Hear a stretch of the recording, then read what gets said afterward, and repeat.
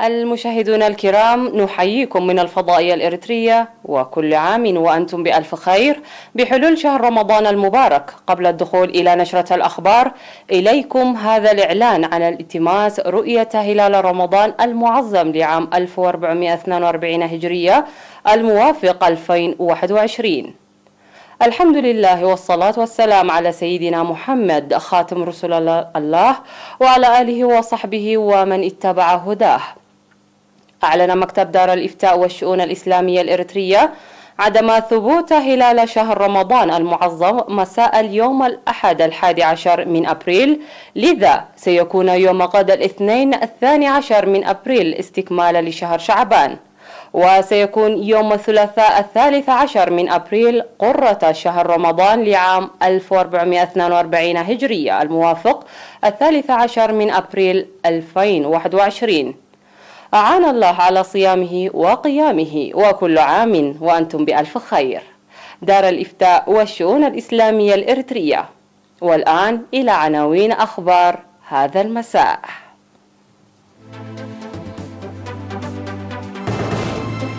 بيان مكتب الإفتاء والشؤون الإسلامية الإريترية بحلول شهر رمضان المبارك. الكونفدرالية الوطنية للعمال تنظم برامج تنموية بمناسبة الأول من مايو. أنشطة تنموية في منطقة قلامت بمديرية أفعبت. واشنطن تقدم مقترحات جادة للغاية بمحادثات فيينا وتنتظر ردا بالمثل من طهران. حجر في بومباي وبوغوتا، وحملة التطعيم في أوروبا لا تزال متعثرة. إخلاء جزيرة سانتا فينيسنت من السكان بعد ثوران بركان. مرحبا بكم إلى تفاصيل النشرة. قدم مكتب الإفتاء والشؤون الإسلامية الإريترية توضيحا بحلول شهر رمضان المبارك يشمل بعض مختصات الشهر المبارك يجب على المؤمنين والمؤمنات اتباعها. وفي التوضيح الذي قدمه فضيلة الشيخ سالم إبراهيم المختار القائم بأعمال مفتي إريتريا والأمين العام للهيئة العليا للإفتاء والشؤون الإسلامية الإريترية لوسائل الإعلام المحلية، قال فيها إن الجهات المختصة أكدت استمرار الحظر حماية للأرواح من جائحة كورونا، فسوف يستمر إغلاق الجوامع والمساجد. وذكر فضيلة الشيخ سالم فيما يتعلق بأحكام بعض المسائل التي يكثر السؤال عنها فدية الفطر المفطر بعذر مثل العاجز أو العاجز عن الصوم لشيخوخة أو مرض لا يرجى برواح، ولا يستطيعان القضاء مستقبلا، لا يجب عليهما الصوم وعليهما الفدية، وهي إطعام مسكين عن كل يوم يفطره بما يشبعه. وعلى الحامل والمرضع إذا أفطرتا خوفا من الصوم على أنفسهما فعليهما القضاء ولا فدية عليهما. وأما إذا أفطرتا خوفا على ولديهما أي الجنين أو الرضيع عليهما القضاء وإطعام مسكين عن كل يوم. كما بين فضيلته زكاة المال والفطر، حيث تجب زكاة الفطر بقرب شمس آخر يوم من رمضان، ويجوز تعجيلها وإخراجها قبل العيد بيوم أو يومين، وقدرت نقدا بقيمة القمح بأسمرة ب60 نقفة عن كل صغير أو كبير. وبما أن شهر رمضان المعظم هو شهر الصبر والرحمة والبر والإحسان وإجابة الدعاء والامتثال لأوامر الله، أوصى فضيلته قائلا من أجل سلامة المجتمع من الجائحة التقيد بإرشادات الجهات المختصة بالدولة وعدم التهاون بها، ومد يد العون والمساعدة لكل فرد محتاج. ودعا الله أن يرفع هذه الجائحة المهلكة وغيرها من البلايا والمحن عن بلادنا وسائر البشرية، لتعود الحياة إلى سابق عهدها، وأن يشفي المرضى ويرحم من قضوا بهذا الوباء وغيرهم من الأموات.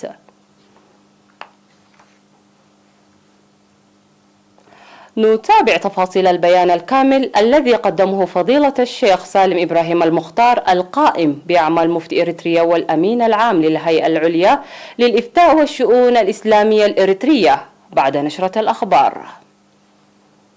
قامت الكونفدرالية الوطنية للعمال بأنشطة تنموية بمناسبة الأول من مايو اليوم العالمي للعمال تحت شعار العمل للتنمية الخضراء.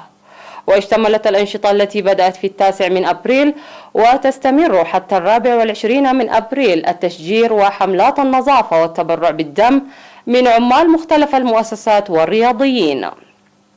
وأوضح مسؤول العلاقات الخارجية في الكونفدرالية ومنسق البرنامج السيد أبراهام برخات أنه يتوقع مشاركة 500 عامل في 24 مؤسسة للتبرع الطوعي بالدم. وأعرب السيد الشنافي كداني من المنظمين للعمال في مصنع بيرا عن ارتياحه للاحتفاء بيوم بعيد العمال بمثل هذا العمل النبيل، مشيدا بالاستعداد الذي أبداه الرياضيون.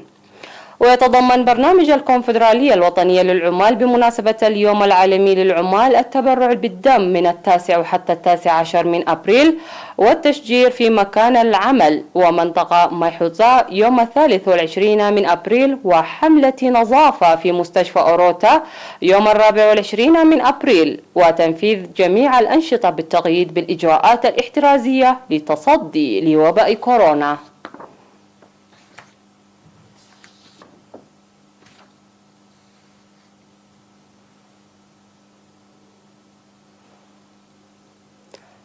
تشهد منطقة قلامات في مديرية أفعبة إقليم شمال البحر الأحمر أنشطة نفير تنموية اشتملت على حفظ المياه وحماية التربة والنظافة البيئية وصيانة الطرق. وأوضح مدير الضاحية السيد محمود محمد نور بأن العمل ركز على ضمان بناء حفير يتوقع أن تؤمن مصادر مياه المنطقة، مشيدا بمساهمة السكان العالية.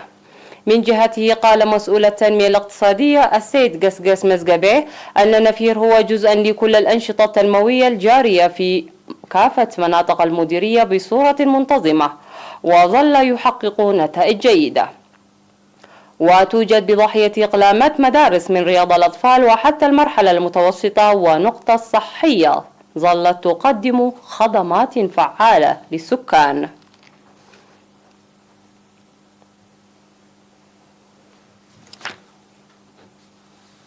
سيداتي سادتي، هذه كانت أخبارنا المحلية. فاصل قصير من ثم نعود لمتابعة الأنباء على الصعيد العالمي. ابقوا معنا.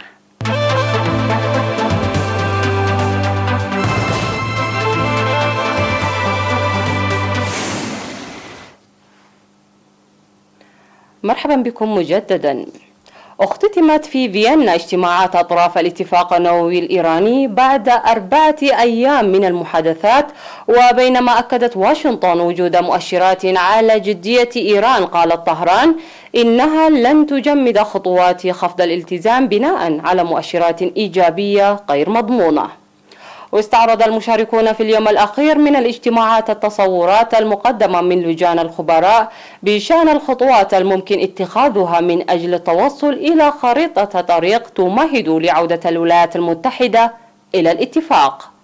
وقال المندوب الروسي إن الدول المشاركة في الاجتماعات تشعر بالرضا عن الإنجاز المبدئي لعمل اللجان، مشيرا إلى أن لجنة الاتفاق النووي ستلتقي الأسبوع المقبل للحفاظ على الزخم الإيجابي الذي تحقق.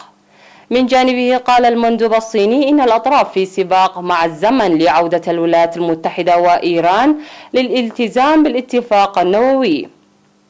وفي سياق متصل قال وزير الخارجية الإيراني محمد جواد ظريف إن بلاده اقترحت مسارا منطقيا للامتثال لخطط العمل المشتركة يشمل عودة واشنطن إلى الامتثال الكامل للخطة.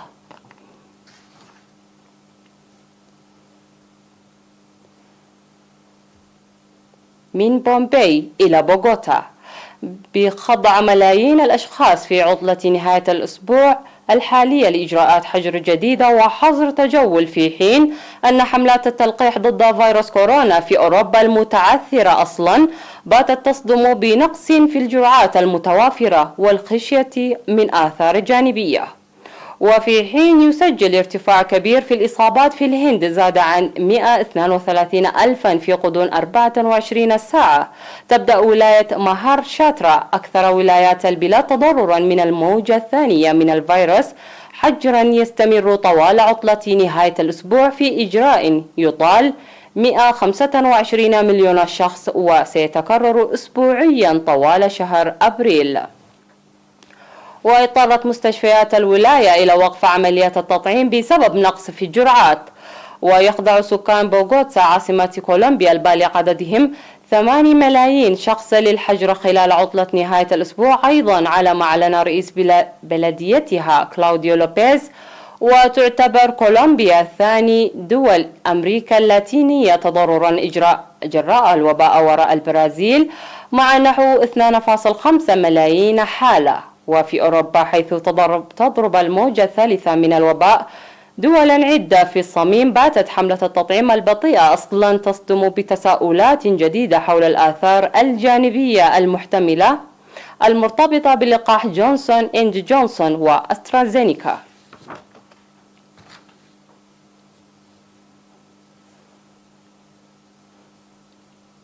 ثار بركان لاسو فيرير في جزر سانت فينيسنت والجراندين الكاريبية، وعلى الفور أصدر راليف جون سالافيس رئيس وزراء سانت فينيسنت أمرا بإخلاء السكان من الجزيرة. وتداول رواد مواقع التواصل الاجتماعي شريط مصور يظهر تصاعد الأدخنة والحمم البركانية والرماد من فوهة لاسو فيرير. ويعتبر بركان لاسو فيرير البركان النشط الوحيد في سانت فينيسنت، ولم يشهد سوى 5 ثورانات متفجرة منذ العام 1718 وفقا للمركز الوطني لإدارة الطوارئ، الذي يقول إنه كان هناك العديد من الثورات البركانية السريعة أو البطيئة في نفس الفترة الزمنية.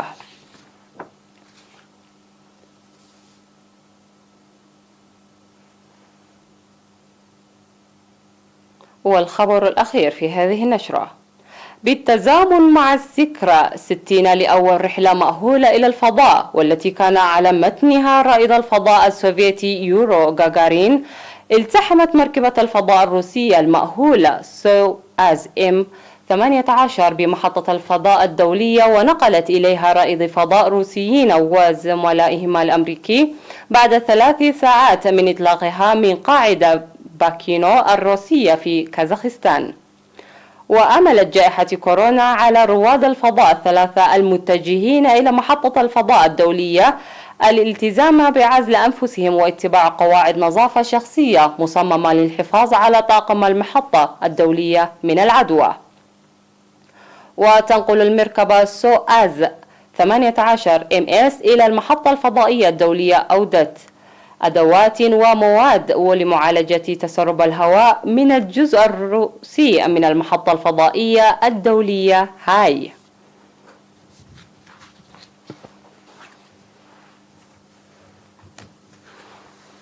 وبهذا وصلنا وإياكم إلى ختام النشرة قدمناها لكم من تلفزيون دولة إريتريا. أشكركم على المتابعة، إلى اللقاء.